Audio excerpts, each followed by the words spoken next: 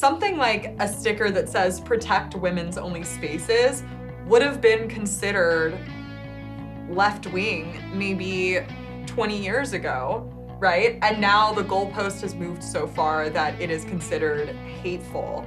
That is the main issue here, right? Is that who determines what is hate speech? The goalpost will constantly move. Things you're saying now will eventually become hateful in the future. I know certain people on Twitter, not that Twitter is real life, think that words like stupid should be banned because they're insulting to stupid people.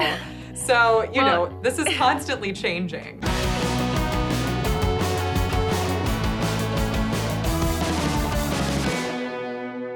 Hey everybody, and welcome back to Undoctrination. I'm Maggie. And I'm Olivia.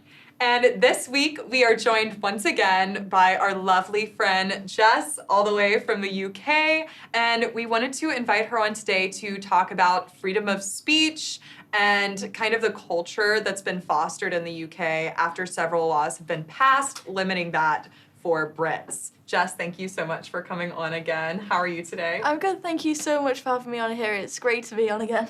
Awesome. And for people that didn't catch last week's episode, could you go ahead and reintroduce yourself? So I'm a social media content creator. I'd say this is the best label. I'm on TikTok, where I build an audience, and Twitter as well. And I work for various liberty organisations like FEE and Ladies of Liberty, and also the conservative British publication Reasoned UK, which is a YouTube channel, and we create political content like Vox Pop street interviews and also documentaries, which I've just released. Awesome. I adore your street interviews. Guys, check them out if you haven't yet. And could you actually tell us a little bit about the documentary that you filmed recently? Yeah, it actually relates sort of to the free speech topic, because in the UK there's this massive social attitude against women standing up for their rights in terms of fighting against gender ideology, which has just invaded women's only spaces, and there's a massive issue with children being indoctrinated with gender ideology, which is being pushed in schools by the government and by NGOs, which is a massive issue. And the women speaking out about this primarily, I don't know if you're aware of the activist Posy Parker. Mm-hmm. Yeah, she did a tour in, I think, New Zealand and Australia, where she got tomato soup thrown at her. She had to I think she had to cancel her tour because there was so much violence, so much hatred against her for simply saying that a woman is an adult human female. It's ridiculous. But she hosts a speaking event in Hyde Park in London where women, it's so wholesome, all these women coming together and talking about how this impacts them. Mm-hmm. And this event receives so much backlash by protesters who, there's an army of police. Normally I'm very skeptical of the police, but actually for once I'm frankly quite glad they're there, because there's Antifa types there in face masks, they've got umbrellas, they don't want to speak to you. So the documentary was just covering this, covering the backlash. I interviewed this woman at a Manchester Let Women Speak event, and she was going to hang up a suffragette flag on an Emmeline Pankhurst, who was a suffragette, her statue in Manchester. And the trans ideologues wouldn't let her do that. They were pushing her down, fighting with her. And the police threatened her. They were if you don't move, we'll have to arrest you. Wow. Yeah, that's wild. Speaking of Antifa, so I feel like there has been increasingly a violent response to speech that is non-violent. And I think deep down that comes from this belief that speech can be violent and can hurt the way things physically hurt, which has led even more people to wanting to ban hate speech. And I think this is a seriously dangerous path we're going down in the United States. Some people actually already believe that hate speech is not free speech. It is. And one concern that I have is who defines what is hate speech? Because I believe that in the UK there already are hate speech laws that have gone into effect, and people have already been unfairly targeted. Could you tell us a little bit about that? Yeah, so there's been multiple cases. There's such thing as a non-crime hate incident, where there's two notable examples that I can think of off the top of my head. There's one where an elderly woman, which I covered in the documentary, she got in trouble by the police for putting up stickers saying that, protect women's only spaces, and that kind of rhetoric. Like, very simple stuff, very, easy stuff I think everyone can agree with. But she got in trouble for that because it's apparently hateful against trans people for some reason. I don't believe it is. And then another case was, I think it was 3 months ago now, an autistic boy, I believe he was 12, around that age. He brought a Quran into school as a dare, and it got slightly scuffed. It wasn't kicked around or anything. It was just slightly damaged. And the boy received a lot of death threats by the community because it was a Muslim populated area. And instead of the police protecting this child with autism, they instead got the police, I think it was noted, that was noted as a non-crime hate incident as well, and this was a massive issue in the UK. And the boy was excluded from school for simply doing that. I think that should be in your right to do that if you want to. It might be disrespectful, but the school shouldn't exclude you, and the police definitely shouldn't get involved. So the Quran was slightly scuffed, and they punished this, 13-year-old autistic boy. Wow. Okay. Yeah, it's crazy, especially with the first story. Something like a sticker that says protect women's only spaces would have been considered left-wing maybe 20 years ago, right? And now the goalpost has moved so far that it is considered hateful.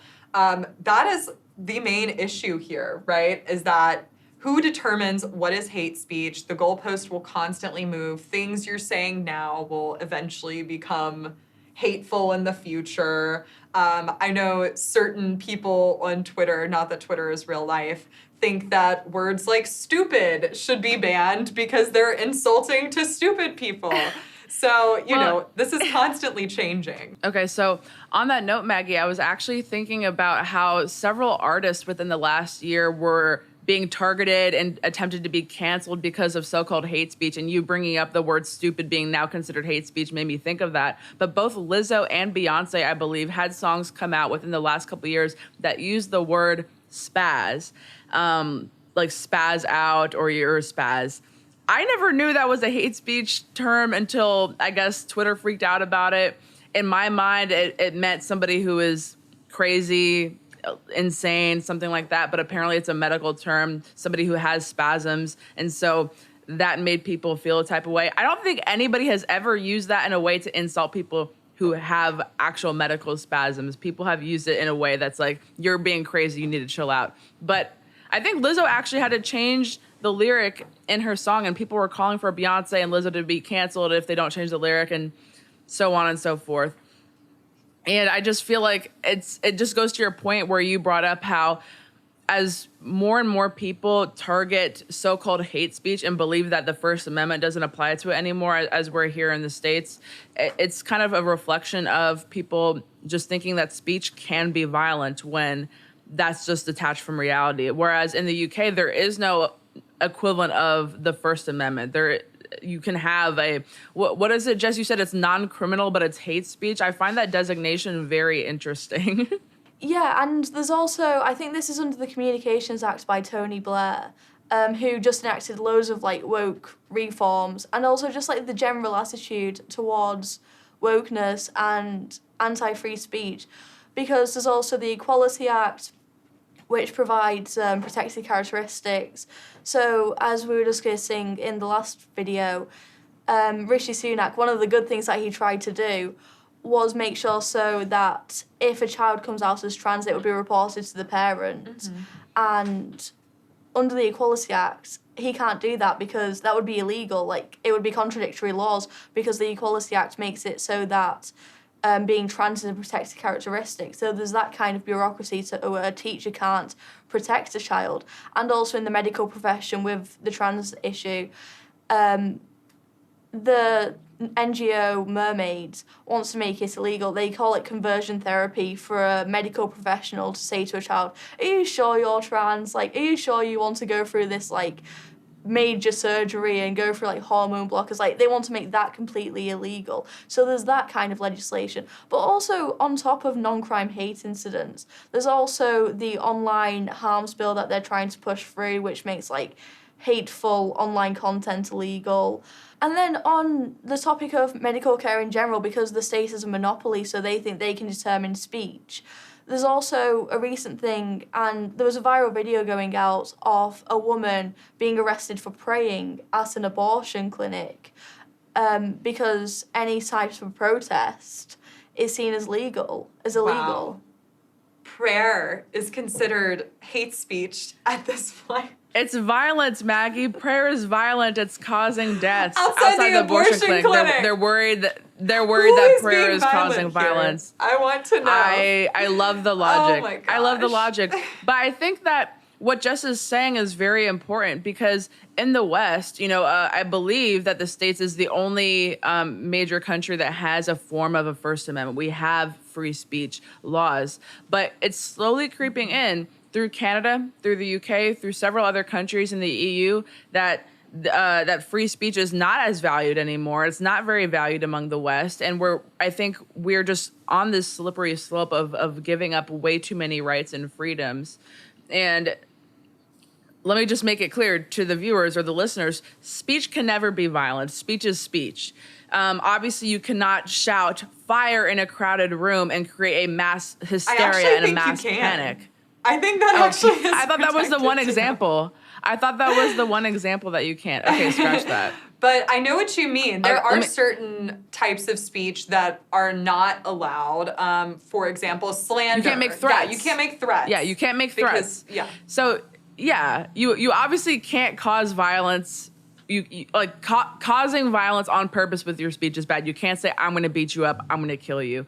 However, simply saying that a man cannot be a woman or saying that a male is an adult human male or a man is an adult human male and a woman is an adult human female, these were truths that have been true for millennia, for hundreds of thousands of years, and now people certainly have a problem with. And I find it so interesting how the one older woman who got in trouble for posting a sticker that said protect women's spaces is viewed as a far right-winger today, when I can totally relate to that because as a female wrestler, and in Maryland, girls wrestling was not sanctioned when I was in high school, and it still isn't. So I was on the boys' team, and I was viewed as a feminist for advocating for female spaces to compete in combat sports specifically. Now when I preach the same message, I want female spaces for females to compete in combat sports. Now it's right wing, but it was viewed as feminist like 5 years ago when I was saying the same exact thing. We genuinely live in clown world. It's so true. It's crazy because I Honk, feel honk. like there's a few things happening here. One, when it comes to basic truths and not being able to say basic truths, this is all part of this campaign to reorganize society into this, equitable vision where everyone is exactly the same and we're all like gender non-conforming, non-people, basically. We have no individual identity, while also wanting to be super special and have some way to claim victimhood. So, like, with the spaz example, like, that is in and of itself, like, I did not see anyone who was disabled calling for people to remove that word. No. So people are trying to fight battles for other people for, virtue signaling points. But also, like, trying to make all of these protected classes like they're doing in the UK, like, it's yet another way to make everyone a victim, so that nobody has to feel bad about themselves, I think. I think that's why we're creating more and more and more protected classes, because if we're organizing society into this hierarchy of victim and villain, it's obvious that nobody wants to be the villain. Everyone will want to be the victim because the victim is virtuous. Just to clarify, what are the protected classes in the UK under the Equality Act? I think it's just the general identities of race, gender identity, religion, disability, that kind of stuff. Yeah, and what are the things that they're protected against? So I assume it has to do with employment. So like you can't discriminate in employment, but what else? It's mostly to do with employment, I think. Although I think there are some like speech aspects of it. Like I was saying with like education, like that was made illegal to put forward the like for teachers to tell their parents. So there's aspects of that, but I think it is mostly employment. Mm-hmm. It's just interesting to me that this appears to be a special privilege awarded to certain protected classes more than others, because a teacher wouldn't be allowed to, couldn't keep a secret that the child is black from their parents. They couldn't keep a secret that their child is a woman, a boy or a girl from their parents. But if the child is saying, I want to go by a different name, different pronouns, and I want to start socially transitioning at school and go to the school counselor talking about affirmation-only therapy and things like that, they wouldn't be allowed to say something to the parents. I find that totally absurd when all these other characteristics, because usually when we talk about human rights and civil rights, we're talking about immutable characteristics. You cannot change your race. We used to not be able to change our sex. That used to be the common consensus, is that you can't be switching boy to girl, but now you can. But it just seems so insane to me that this, I guess, the special allowance has been let into civil rights, is where, so protected class usually means, okay, we can't discriminate against a race, we can't discriminate against a sexuality, we can't discriminate against a religion.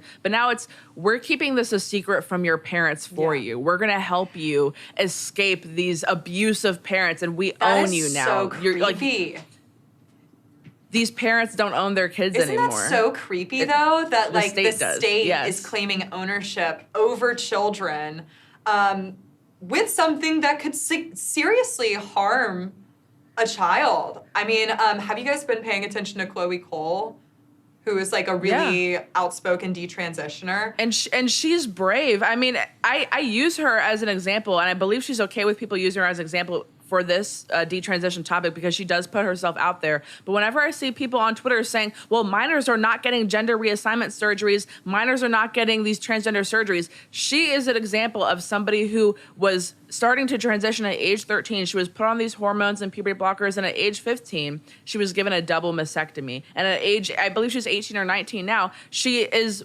permanently and forever changed. And obviously she's still a female, and she does identify as a girl now, and she came out of this phase of transgenderism, and she will even call it a phase for herself, but her body is permanently changed and will never be the same because of the affirmation only approach that therapists and counselors and doctors had with her. What's so crazy is Jess and I were talking in the green room about the internet and my my Tumblr days. We've spoken about this too, Olivia, Tumblr.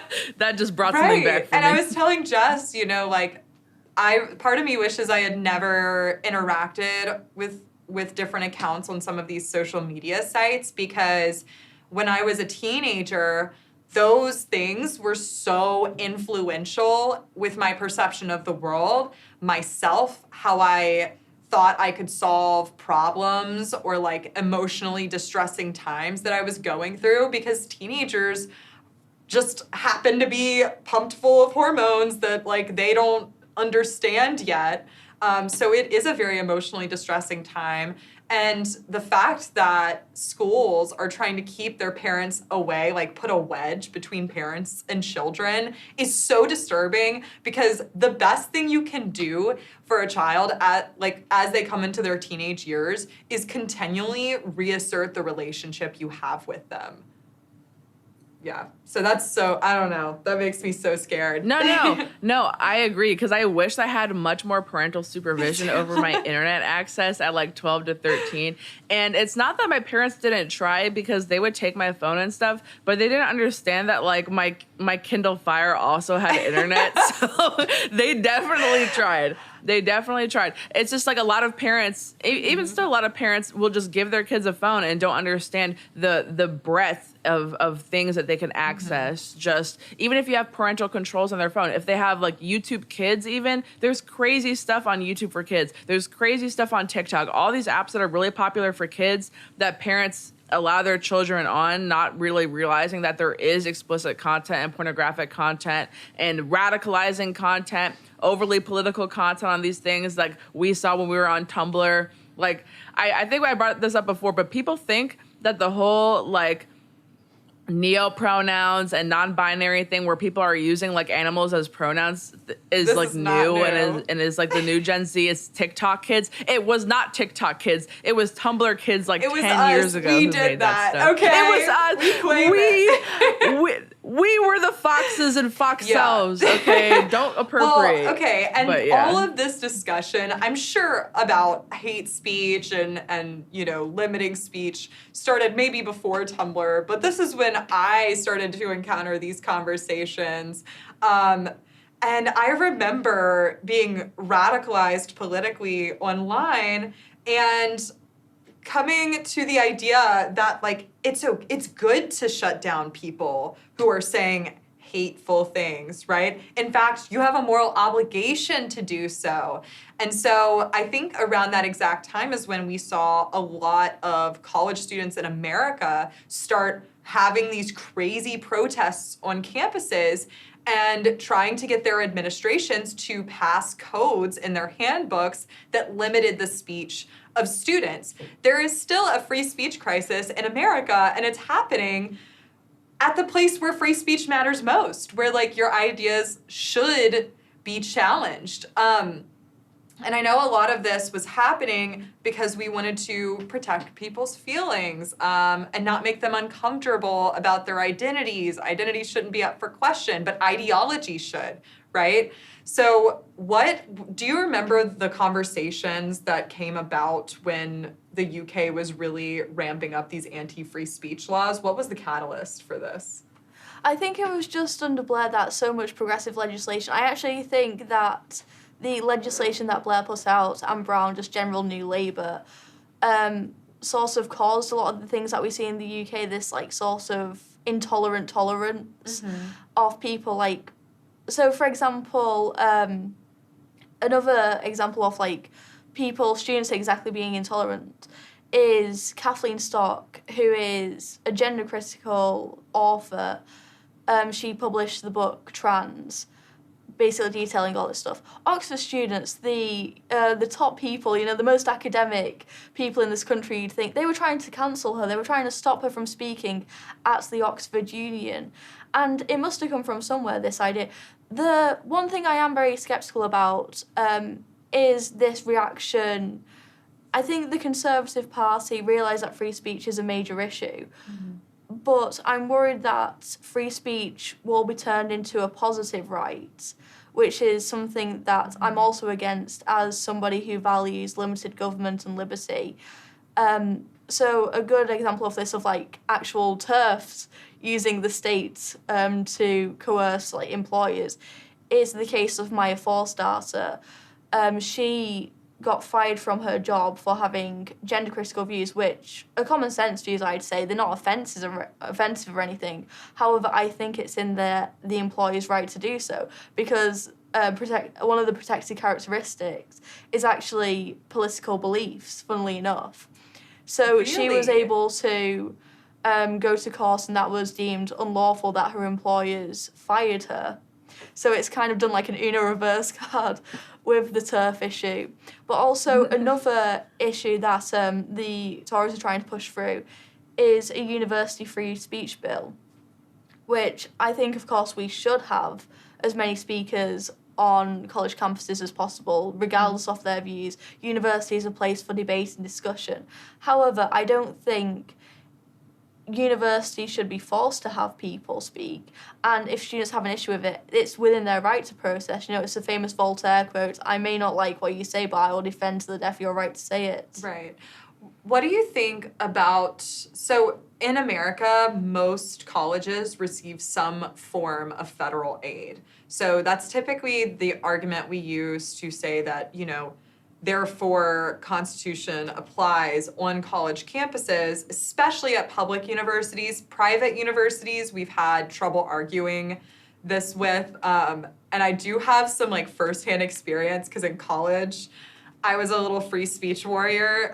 So on my campus, I Yes. remember I think we did get the code overturned on my campus, but for several years, we were organizing, petitioning, holding meetings, meeting with, university administration to get this anti-free speech code overturned. And the reason we were able to do so was because it was a public university, which means it did fall under constitutional authority. So they had to grant students their constitutional rights on campus. Obviously, the UK doesn't, I don't think y'all have a provision anywhere for freedom of speech. But what do you think about in those instances where the college does have some federal funding? Yeah, I think with that, there's obviously, so as we were talking about before with Ron DeSantis, for example, I think there is limitations of free speech to an extent when it comes to the government, because there's limitations with free speech anywhere. Like, you can't just like walk into a school and say something like really offensive. Like, that is limiting your free speech, but it's justified. And with Ron DeSantis banning like certain books which aren't inappropriate, which aren't appropriate for children, I think that's fine. Obviously, if it was in the private sphere, that institution would have limitations. But in terms of free speech, I think one of the main points of university is to be a place of free speech. And also, the typical like free speech champion line is the only way to combat bad ideas is through good ideas. Just because you stop university students from protesting it, I don't think that will change the actual issue. The issue is like these people have been built up to think that they're on the right side of history, and anyone who goes against it is bigoted and hateful. That's why at the Posey Parker protest, you had like these really young girls who were holding like Posey Parker as a Nazi. And I went up to them and I asked them, so you know the term punch a Nazi? Since you think Posey Parker's a Nazi, so you think TERFs are Nazis, do you think it's justified to punch a TERF? And they're like, yeah, absolutely. It's like, why would you say that on camera for one? Like, that's just silly. What? But also, like, these are middle-aged women. These are women, like adult women with children. Yeah. They're not a threat. So to say to punch them, it's so silly. That is so silly. It is it is interesting to me that a lot of the women who seem to be targeted by the trans cult are their mothers, their wives, they are established in their careers. And a lot of them, it seems to me, have been like lifelong feminists who were once respected by these younger girls who consider themselves to be feminist or progressive or inclusive or whatever have you. And now they're being targeted and called a TERF and a Nazi. And it just, do they ever see the disconnect with the cognitive dissonance between saying that their speech is violent, they're Nazis, they're TERFs, by advocating for punching a middle-aged grown woman that's old enough to be their mother, who's just standing with a microphone saying, hey, we are real women, we want women's spaces, we don't hate anybody. Because as far as I've seen from Posey Parker, and I guess many of the so-called TERFs like her, they're not advocating for any type of violence, right? No, absolutely not. Well, I think the TERFs are actually too mild because they're just like, oh, we just want, we're fine with the Equality Act. Like, they actually use the Equality Act to justify what they're doing, like the Maya Forster case. Women's rights protected on the Equality Act. So it's like, no, the government can't save you. But these are just women who are concerned because it impacts them personally. Because it impacts the spaces that they go towards. Like, there was a video of a girl crying in Primark, a store in the UK. I don't think you guys have it. It's like a clothing shop. Because there were grown men, like, peeking through the changing rooms because that's what, both sex, like, gender-neutral spaces means. And also, I've spoke to gender-critical feminists, and they're concerned about the literature their young children are able to access in libraries, where I think one of the books was they were defining gender as like, they were using like the analogy of genders being like planets, and like kids were like jumping between the planets and that kind of stuff. So it was done in like such a young person way. But it's kind of funny because I'd say this is like, the gender critical movement is the next Brexit. Like Posey Parker is the next Nigel Farage, which is kind of sad off the British Conservatives. Like the biggest movement of the British right is led by left-wing lesbian feminists. I'm kind of here for it, though. Not gonna lie, I'm Right. kind of here for that. But just to ask you, I guess to give our because our listeners are vast majority are American. I'm curious to know: do you feel in any way persecuted or targeted being in the UK with your views? Because here it's definitely unpopular for a younger women to have some of these more conservative and free market and libertarian views. But I have to imagine it may even be more unpopular for you. Yeah, absolutely. As a northern working class woman, my views aren't the norm of like when in education, for example. The teachers were very open to debate and discuss it, but the students were like, "Why are you saying that?" It was more like I don't want to say bullying because that sounds like I'm guessing targeted, but it was like they weren't very nice about it. But I don't think I'm worried about the government saying it. I think the main issue is the culture. I think the state just uses these as like case studies, as examples of like trying to intimidate and harass. Like I think Posey Parker has been pinned down as like a non-crime hate incident because of her views for simply saying a woman is an adult human female. But also Nigel Farage, a recent example is like Nigel Farage's bank account was shut down because they disagreed with his xenophobic views, which is basically just to control the border, which is like what the majority of British people believe. Mm-hmm. So there is like that harassment and that campaign going on. And I do worry about how this is received towards like the average person. Like, will that make them be silenced because they're like, oh, this is happening to someone as powerful as Farage, who is like the figurehead of the British conservative movement, I'd say, at the moment.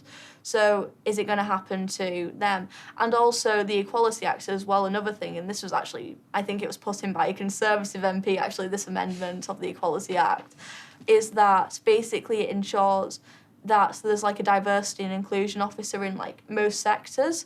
So if you say something wrong, there's literally like someone like, it's their job to like try and avoid that and try and correct that. So there's like speech policing in like your job even. Wow. Big Brother is watching. Yeah. When you're in the UK. Do you find that the Conservative Party in the UK represents your views or no? No, because the Conservative Party doesn't really represent anything, I think. I think the issue with Rishi Sunak is that he's too pragmatic, and with pragmatism you lack ideology, I'd say.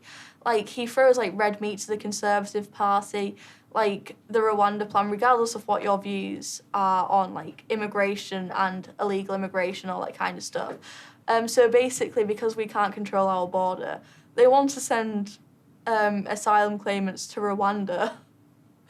To like, that's random. Yeah, it's really expensive. Like, they've made a deal with Rwanda for them to like put these asylum claimants into hotels. But the Supreme Court, or I think it was the Supreme Court, some court deemed that as like illegal. Like, Rishi Sunak couldn't implement that, so he has no power. He's just like a figurehead, which is crazy because the Conservative establishment pushed him to become the Prime Minister. They rejected Liz Truss since like. When he was put into a safe seat as an MP, and then, which means like he's definitely going to get it, and then during the leadership elections after Boris left, people voted for Rishi Sunak not because they liked people voted for Liz Truss not because they liked Liz Truss, but because they didn't like Rishi Sunak, because the alternative was worse. And even then, like, they couldn't escape Rishi Sunak. So, and I mean, democracy is cringe and everything, but he's definitely not democratically elected. Like, people, and the thing is as well, it's like, okay, but for what? What is he actually doing? He's just continuing the Conservative consensus of expanding the government. We have the highest tax rate in, like, since the war. The economy's still in a really bad place. Young people are really hopeless because of the housing crisis. We're not able to get a house. Taxes are so high, so we're not going to be able to, like, rent even. Like, it's impossible to live in London as a young person unless you're, like, sharing a very small, like, one-bedroom in a flat share. So it's just crazy. There's so many issues, and I don't see them being resolved. And something like saying, oh, yeah, we're going to protect free speech on campus really isn't cutting it. So, like, I'm sort of hoping Labour will win in the next election just because the Conservative Party deserves to lose. Mm-hmm. Because what have they done with it? A decade in power. Name one Conservative policy that they've done other than a half-baked Brexit. It actually is amazing to me how so here we obviously haven't had the Republican Party in power for 10 continuous years, but in the UK, you guys, the Conservatives have had the majority of the power for the last decade, and it seems to me that the last decade has been like the most progressive and liberal policies have come out of the UK in its entire history. Am I wrong? I mean, that's just my perception. I think a lot of Americans' perceptions is we definitely view the UK as like, you need a license to have a spork at this point, because what are y'all even doing over there? I just see TV licenses. I tweeted a video about TV licenses earlier. to do that. I don't get it. I don't get it. You have to be an adult to buy a knife. Like, what is going on? And the Conservatives are in power.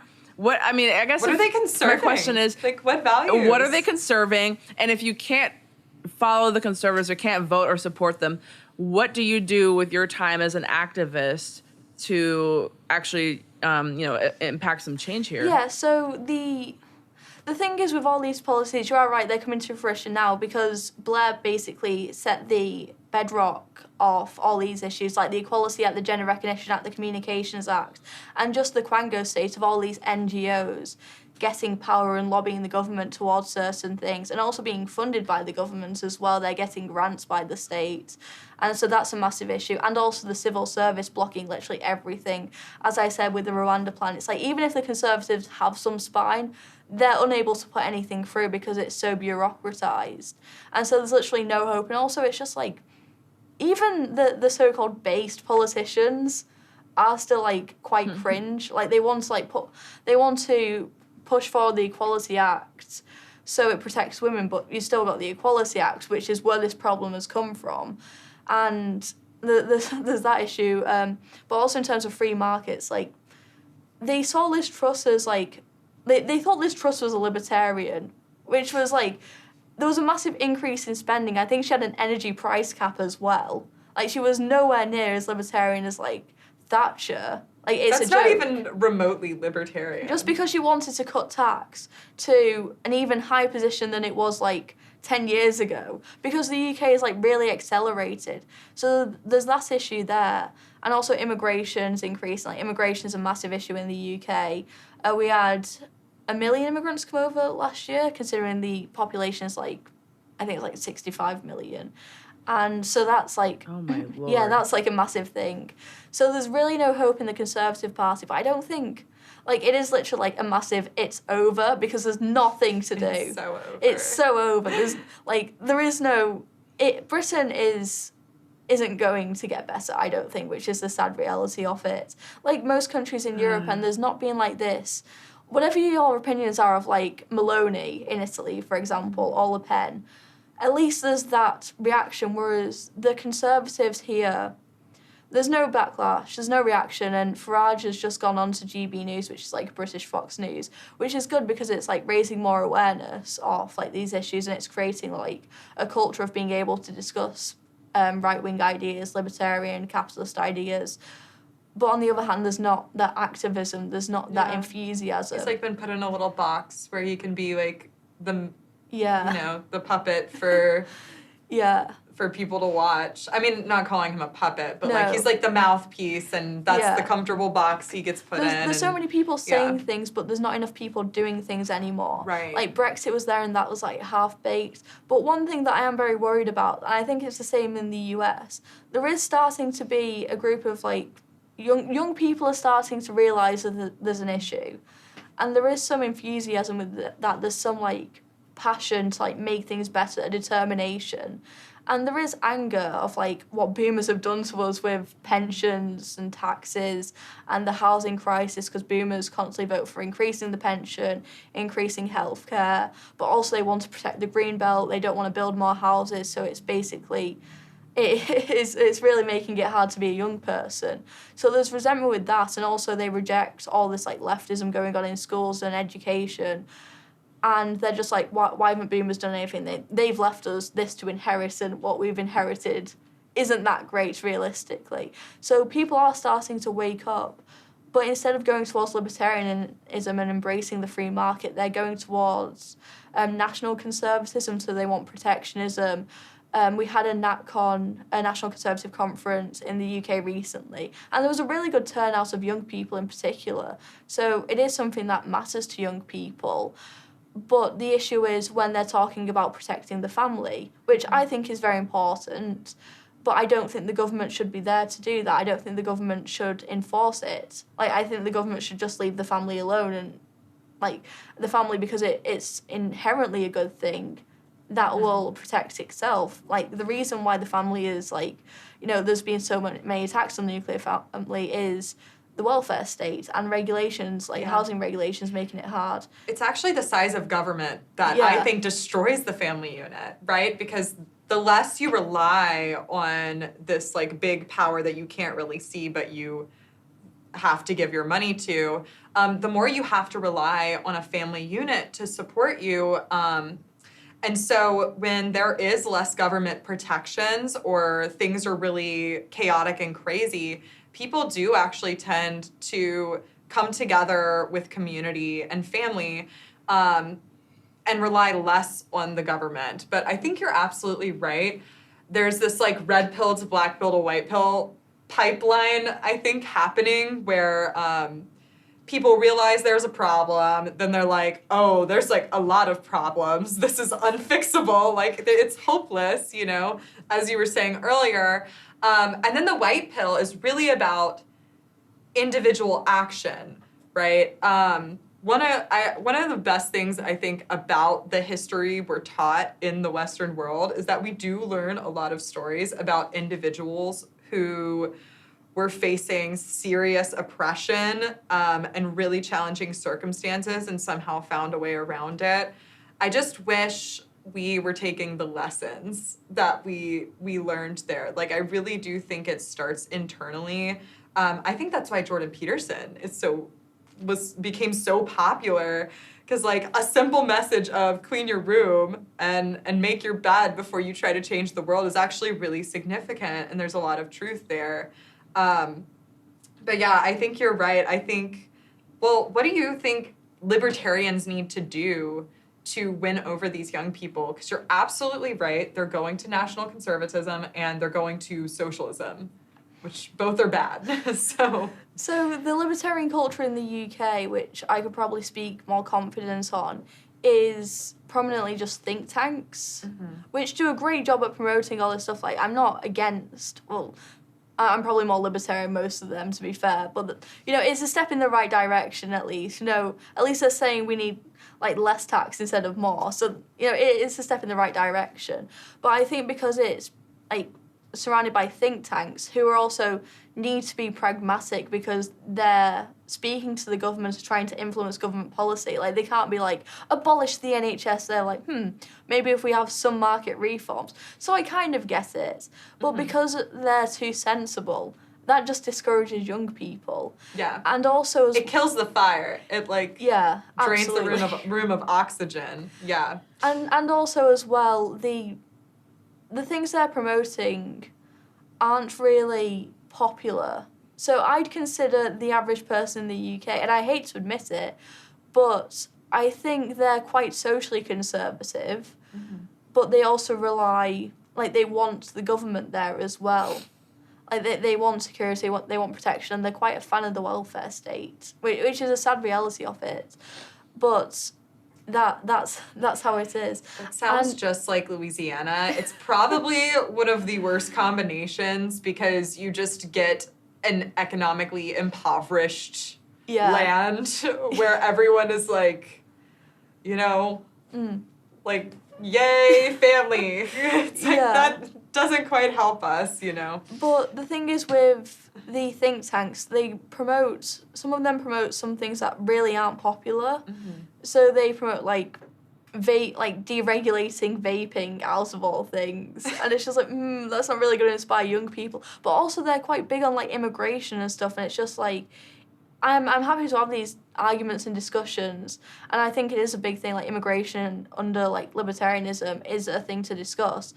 But in terms of what's going to be popular, that's really not going to appeal to people, and it makes them easily dismissed of libertarianism. Same with Liz Truss. It's like, they see now Liz Truss is synonymous with libertarianism, which is really bad, considering she's the shortest lasting prime minister ever. So that's really not great. And I think it's just appealing to the things that actually matter to young people, meeting them where they're at, being like, okay, you see, housing is an issue. I think the majority of young people believe that the housing crisis is caused by capitalism in the UK. Dr. Christian Niemitz did a poll on this called Left Turn Ahead. It's really like blackpilling statistics. Like, young people in the UK think that socialism will solve everything and everything wrong with the UK, despite everything wrong with the UK is the fault of capitalism, despite there being like increasing in regulations, big government, high taxes, like constantly increasing. No, it is the fault of the free market, apparently. So Yes, there's of that course. issue. But also it's like regulation, housing regulation is a big thing. Like, as a young person, it is hard to get a house. It's hard to rent even.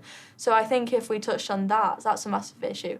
Also pensions and taxes, like, you really become a libertarian on tax day. Like, it's terrible. Yes. And I think Yes. if we discuss that more, and also, I think libertarians should get involved in the culture war, because there are issues around libertarianism, like the fact that the state is promoting wokeness. That is a massive issue with the Equality Act, the Communications Act, the Gender Recognition Act. The state is pushing that. It's not organic, it's not grassroots. Same with the education system. Like, I was taught about Black Lives Matter in my, like, we had a whole lesson to do with Black Lives Matter in the UK for some reason. And also, my teacher started off by going, Happy World Pronouns Day. Like, that's what she said. She was like, Happy World Pronouns Day. We're going to talk about gender identity. And one thing I also remember her saying was that we were talking about when it's okay to have plastic surgery for some reason. And she said, it's not okay if you feel insecure about yourself and you want a nose job or something, but it is okay if you think you're a different gender. And she's like, what? What is the logic in that? Like, would a 16-year-old girl, would we be clapping for her if she got a boob job just because she was Absolutely self-conscious about her not. lack of breasts? No. But we will allow her to cut them off completely. That's gender It's ridiculous. though. So this affirmation only thing that we've talked about through several episodes it's now so is just bad. it's the main thing that's kind of pissed me off right now. But just before we wrap up, I want you to kind of, if you can, give some advice to us Americans, because in my eyes, it seems like we're going down a very similar path that the UK has already kind of led the way on, throwing out free speech, just tossing it to out the window, emphasizing wokeness and inclusion over economic policy that actually makes sense for people. I guess I would say prioritizing migrants and refugees over the people that actually contribute and fund the whole society and governmental system. Is there anything you could tell young people who may be listening in the States to say, hey, maybe you shouldn't be black-pilled. Here's a white pill idea. You should do this, that, and that to kind of impact the people around you? Because I know we can't really change the governmental system. It's too big and too powerful. I'm already black-pilled on that. But as Maggie was saying, on an individual basis, what are some things that you're doing that you find are helpful? I think social media is a big thing. Like I said, I started out on TikTok, out of all platforms, because I just thought it was a really interesting place, like discussion, debate, ideas. So I think having these conversations, it's like, one of the ways that I discovered that I was more libertarian was actually through Prax Ben. Like, I really liked his videos. Yeah, That's and awesome. that made me consider, maybe we should, like, privatize the fire department. That's actually not such a crazy idea. And that led to an interest in it. Or, like, there's a song called, like, Ancapistan, which I was like, that's an interesting idea. So art, creativity. Yeah. So I Wow. think that's the way forward, because the left have like a monopoly on that with like Yeah. their infographics and stuff. So if we get to that level, I think that's such a good way, because you can knock on as many doors as you want in campaign, but you can impact twice as many people in half the amount of time by creating interesting social media stuff. Like this podcast. Yeah, I mean, we just had Salome on the other week to talk about art a little bit. I think we're going to have her on again to dive even further into that question. But the art world has been so confined by these artificial constraints that have been placed on it, where people aren't even like getting published if they aren't fully embracing gender ideology or woke ideology. But art rules are meant to be broken. And so people are breaking them, which is really exciting. I think that's like a hugely hopeful thing that's happening right now. You mentioned affirmation, and I wanted to say something about that before as like my final thought. But affirmation only culture is hugely damaging to young people. We all have many ideas in our lifetime that will hurt us and harm us. And the most well-functioning families that I've seen are the ones where people are honest with each other. And that's what they want to take away from us is like tough love and honesty. And that is a recipe for despair and disaster. We're not creating a more loving world that way. We're creating a world where people are destroying themselves. And like that's terrifying. So my advice to other young people who feel the way we do is similar to Jess's, but it's to be brave, like you're doing in the UK. Like they are trying to intimidate people like you by making others sacrificial lambs, you know, and being brave and speaking your mind and going out there and doing the street interviews or even just talking to your friends. Like you can have such a huge impact because people see that. So people like Chloe Cole or Riley Gaines or Jess or Olivia are inspiring other young women and other young people to start having opinions of their own and speaking up and speaking out. Olivia, what are your final thoughts? You know, I feel better now because you just said that. Because sometimes just a personal thought I have in my head that I don't know if it's true or not, or just my insecure perception of reality. But sometimes I'm insecure if I'm like, am I really like impacting somebody? Is somebody out there really listening to me? Am I making a difference? Am I making a change? But I think with social media and speaking out at events like Freedom Fest where I met Jess and everything, I feel like I've had to reach at least a couple people because I have had a couple people send me messages and come up to me and, you know, thank me for things that I've said. So I guess I'll just double down on what Jess said about creativity and social media being a really good outlet if you want to make a change. Awesome. Olivia, where can we follow you? So I'm on Twitter at Rondeau Olivia and Instagram at Rondeau.Olivia. Jess? Twitter, Jess Gill 03 and TikTok, Gilly Politics. All amazing follows. And you can follow little old me on Twitter at Liberty Anders. Make sure to follow this podcast, this YouTube channel. There's actually a shorts tab where I release shorts all the time. Go check those out. I put a lot of effort into them. So make sure to subscribe, like, and leave us a comment. You know, tell us what you want to see next, who else we should have on, and I hope you have an amazing week. Bye.